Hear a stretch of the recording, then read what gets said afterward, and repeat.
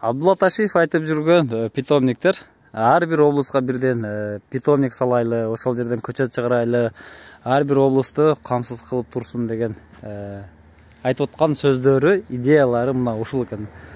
Биз да айтып аткан нерсени Өзбекстанда уже жасап, көчөттү чыгарып атышат.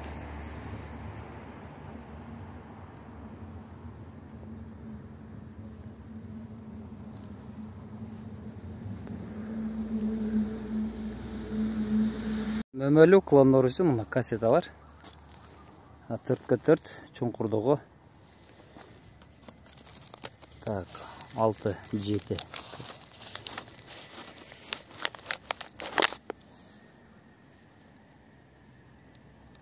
Ичи чуқур. Мына ушул кассеталарга мынау гумус, торф. Неке торф экен бул. Торфто өстүрүлөт.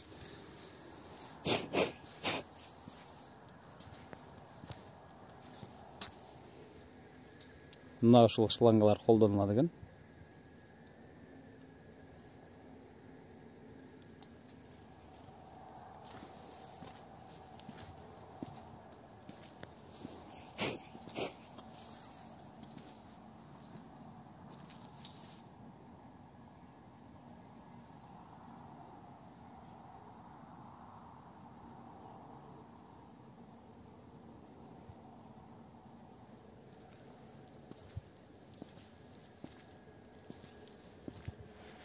Бул жерде көчөттөр клондоштурулат.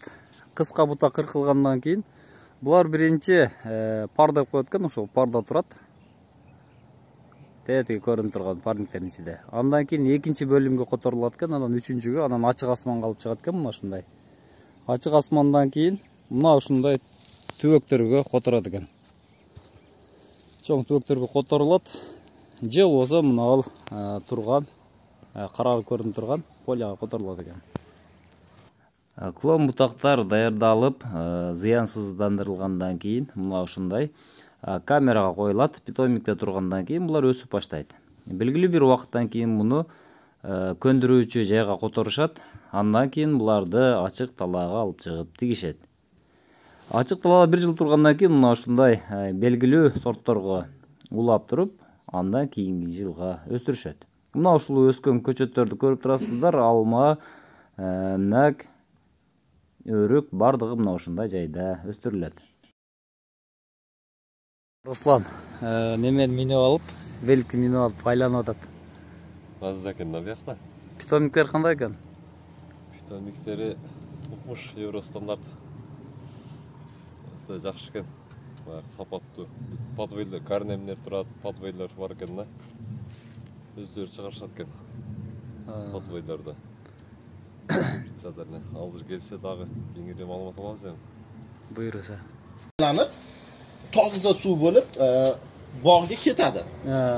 Bu o'g'it aralashtirib jo'natadigan bunkerimiz. Bu bunker Atsinkovkali da 2 tonnali. Bu bog'imiz uchun yetarli. Buni yana bitta yaxshi tomoni filtrlar tiqilganda avtomatik o'zini o'zi tozalaydi. Filtrlar tiqilganda bosim oshadi. Bosim oshganligini hisobiga mana bu yerda miyasi bor, chipi. U unga buyruq beradi. Bosim ortgandan keyin avtomatik filtrlar o'zini o'zi tozalab turib, kir suvni mana shu tomondan chiqarib yuboradi. Yana toza suv bo'lgandan keyin yana davom etadi. Ko'chat yetishtirish maydonimiz hisoblanadi. Hozir bunga ham talab ko'payganligi uchun u yonini ham bo'shatdik. Xudo xolasa 200 mingtadan oshiq to'yda ko'chat yetishtiramiz. Hozir kunda 100 ming, 120 ming atrofidamiz. Bularga misol qilib mana Andijon shahrida 2019-yil ekilgan to'yda ko'chatlar. Hozir kunda o'sha bular mevaga kirgan. Boya aytib bergan o'sha Magador degan o'riklarni bular 35 ming so'mdan sotdi. May oyining 15-ida pishdi Andijon shahrida. Bu boya siz so'ragan behi. Eshme. Da. Bu eshme degan bi.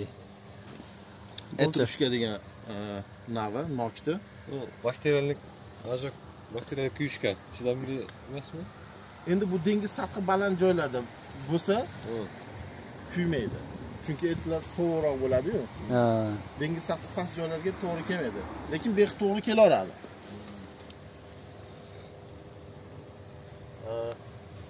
Bu o'sha tadbirkorlarimizni Turkiyadagi plantatsiyalarimizga olib borgan paytimiz. Turkiyada ham plantatsiyamiz bor. Shu Muzaffar Irfon Ay, ya'ni bizi investorimiz. Buni Turkiyada ham shu plantatsiyalari bor, ko'rib turgan joylaringiz. Efes Tarım.